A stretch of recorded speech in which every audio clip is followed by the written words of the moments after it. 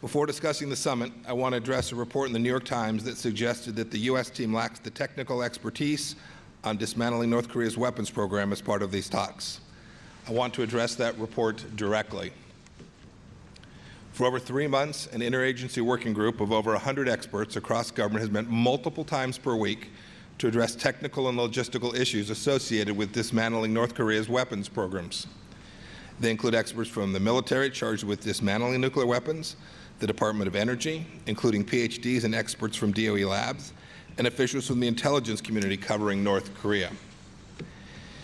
Those same experts also cover North Korea's nuclear, chemical, biological, and missile programs. These experts include dozens of PhDs who have expertise in nuclear weapons, the fuel cycle, missiles, chemical and biological weapons. They have advanced degrees in nuclear engineering, physics, chemistry, aerospace, biology, and other relevant fields. On the ground in Singapore, we have a team that includes the President's senior-most expert in weapons of mass destruction, who can cover any technical needs that the meetings may present. Any suggestion that the United States somehow lacks the technical expertise across government or lacks it on the ground here in Singapore is mistaken. North Korea has previously confirmed to us its willingness to denuclearize, and we are eager to see if those words prove sincere. The fact that our two leaders are sitting down face to face is a sign of the enormous potential to accomplish something that will immensely benefit both of our peoples and the entire world. President Trump believes that Kim Jong-un has an unprecedented opportunity to change the trajectory of our relationship and bring peace and prosperity to his country. We are hopeful this summit will have set the conditions for future productive talks. In light of how many flimsy agreements the United States has made in previous years, this President will ensure that no potential agreement will fail to adequately address the North Korean threat. The ultimate objective we seek from diplomacy with North Korea has not changed. The complete, verifiable, and irreversible denuclearization of the Korea Peninsula is the only outcome that the United States will accept. Sanctions will remain until North Korea completely and verifiably eliminates its weapons of mass destruction programs.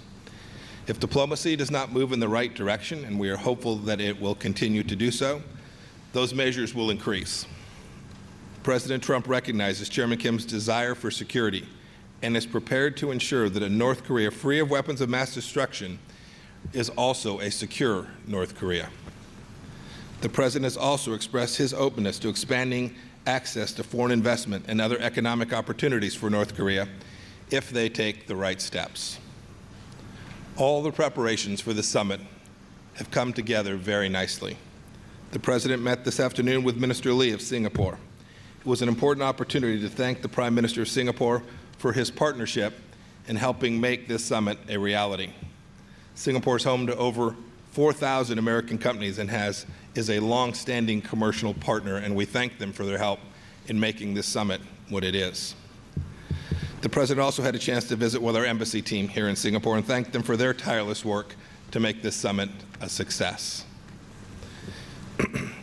For example, at tomorrow's summit, there will be some 5,000 members of the media from all over the world that will be covering this historic event. President Trump is going into this meeting with confidence, a positive attitude, and eagerness for real progress.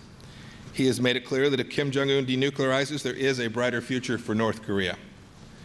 Tomorrow, we will get our clearest indication to date of whether Chairman Kim Jong-un truly shares this vision. I'm happy to take a couple questions.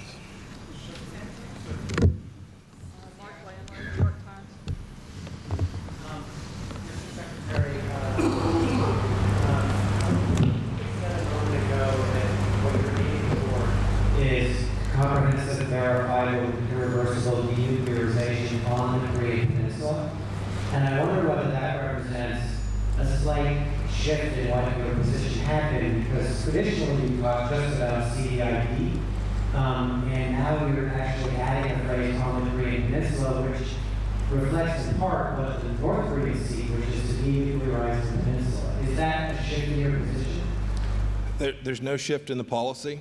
It is the case that we are prepared to make security assurances necessary for the North Koreans to engage in that denuclearization. That is, we're prepared to take actions that will provide them sufficient certainty that they can be comfortable that denuclearization